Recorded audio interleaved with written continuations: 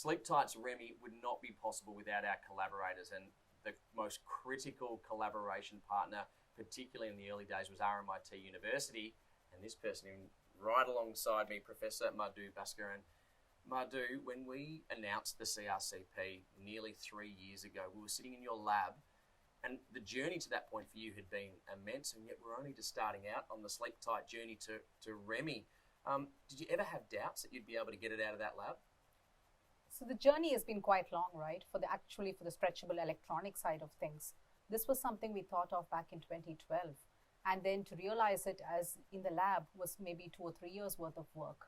But then after that, for nearly 3 years, it was just talking to various industry partners, trying to understand how can I get this out of the lab. And yes, while I was very, very optimistic initially, the optimism kind of wears off with time.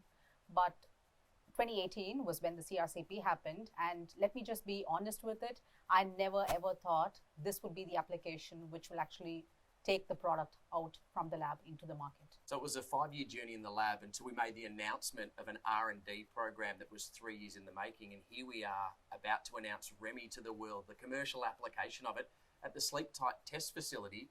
It's a whole new world, isn't it? And working with manufacturers, working with software developers, middleware developers, from a researcher standpoint, brave new world for you?